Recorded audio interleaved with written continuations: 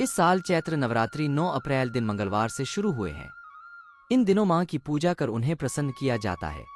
वहीं नवरात्रि के दूसरे दिन मां ब्रह्मचारिणी की पूजा की जाती है।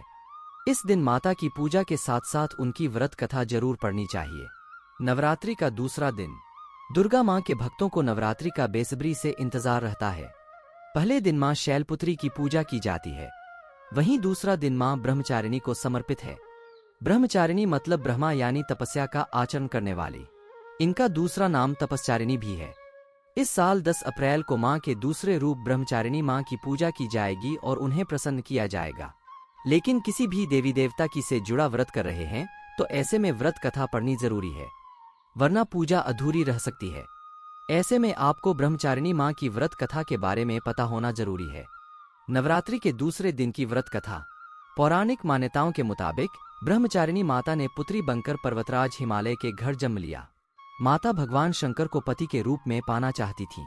अपनी इस इच्छा को पूरा करने के लिए नारद जी की सलाह पर माता ने कठोर तप किया। तपस्या के कारण ही इनका नाम ब्रह्मचारिणी रखा गया।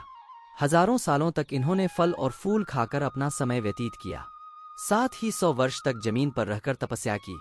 कहते हैं कि कई हजार वर्षों तक निर्जल और निराहार रहकर तपस्या करने से देवता प्रसन्न हुए और मनोकामना पूर्ति का वरदान मिला। ब्रह्मा मुहूर्त में उठकर सबसे पहले स्नान करें। उसके बाद जमीन पर आसन बिछाएं और माता की मूर्ति के सामने फूल, माला, चावल, रोली, चंदन आदि अर्पित करें। अब पंचामृत चढ़ाकर मिठाई का भोग लगाएं और माता के सामने पान, सुपारी, लौंग, इलायची अर्पित करें। अब मंत्र का जप करें, उसके बाद मां की आरती जरूर गाएं।